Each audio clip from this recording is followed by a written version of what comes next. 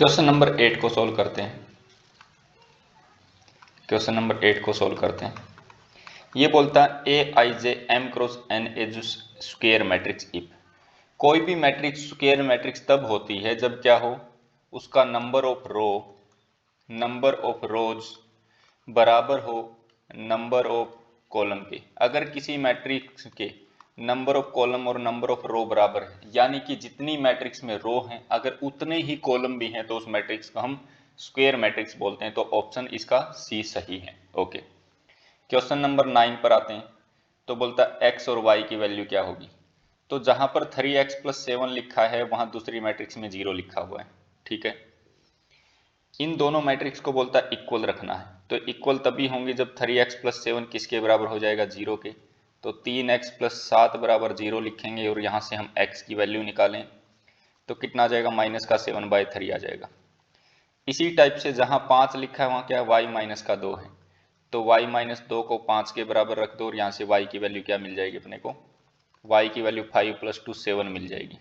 ठीक है, अब आप बाकी दो इक्वेशन से भी निकाल के देखो। यहाँ पर क्या y+1 बराबर 8 है, तो यहाँ से y की वैल्यू कितनी आ जाएगी, 8 - 1 7 आ जाएगी। सेम इसी टाइप से 2 - 3x बराबर 4 है, तो 3x बराबर कितना हो जाएगा, 2 - 4 मतलब -2 हो जाएगा, है ना। और x की वैल्यू यहाँ से कितनी आ जाएगी, -2/3 आ जाएगी। ठीक है, 2 - 3x बराबर 4 और ये -2, तो x की वैल्यू -2/3। तो यहाँ पर तो अपने x की वैल्यू -2/3 आई है और यहाँ पर x की वैल्यू -7/3 आई है। तो x की दो अलग अलग वैल्यू नहीं हो सकती, क्योंकि एक x की वैल्यू लेंगे तो ये लास्ट वाली चीज बराबर नहीं आएगी। अगर x की वैल्यू -7/3 लेंगे तो पहले वाली चीज तो बराबर हो जाएगी और यहाँ वाली चीज बराबर नहीं आएगी। तो इसका क्या है, ये दोनों मैट्रिक्स इक्वल होना पॉसिबल नहीं है। ओके, तो ऑप्शन बी इज द सही आंसर। क्वेश्चन नंबर 10 पर चलते हैं हम। एक चीज नोट करना है आपको, जैसे हमने सिर्फ दो इक्वेशन से एक्स वाई की वैल्यू निकाली और वो एक्स वाई की वैल्यू आपको ए में मिल गई, तो यहाँ से आपको आंसर नहीं लगाना है, आपको सारी इक्वेशन सोल्व करके देखनी है। अगर एक्स और वाई की सारी वैल्यू सेम है, एक्स की जहां जहां वैल्यू निकाल रहे हैं अगर वो भी सेम है, वाई की जितनी वैल्यू है वो सेम है, तभी इसका सॉल्यूशन है, अदरवाइज नहीं है। आपने देखा हमारी एक्स की अलग अलग वैल्यू आ रही थी, इस वजह से हमने ऑप्शन बी टिक किया है। ओके, क्वेश्चन नंबर 10 करते हैं solve. Number of all possible matrix of 3x3। बोलता है 3x3 की कितनी मैट्रिक्स बनेंगी, 3x3 की कितनी मैट्रिक्स बनेंगी अगर सारे एलिमेंट की जगह हम क्या रख पाए, या तो 0 या 1। तो ये 3x3 की मैंने मैट्रिक्स लिखी है एक बार, A21 A22 A23 A31 A32 A33, ये मैंने एक मैट्रिक्स लिखी। इस मैट्रिक्स में 9 एलिमेंट हैं। इस मैट्रिक्स में कितने एलिमेंट हैं, 9 एलिमेंट हैं। तो आप एक काम करो, एक बारी के लिए मैं इन एलिमेंट्स को ऐसे लिखता हूं, A12 A13 A21 A22, बस समझाने के लिए लिख रहा हूं।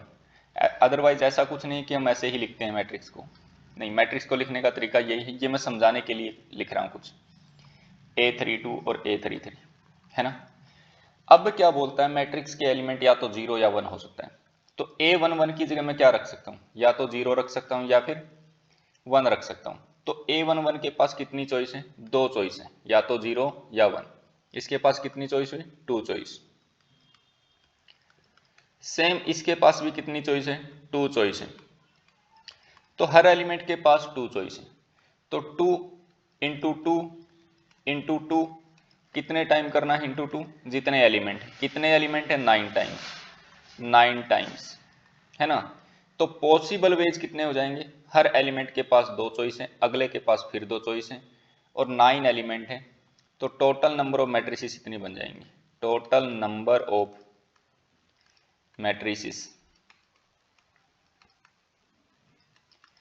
कितनी बन जाएंगी, 2 को 9 टाइम मल्टीप्लाई किया तो 2 की पावर 9, और 2 की पावर 9 कितना होता है, 2 2 जा 4 2 जा 8 2 जा 16 32 64 128 512 एक सेकंड, हमने कुछ गड़बड़ कर दिया क्या? 2 की पावर 9 कितना हो जाएगा?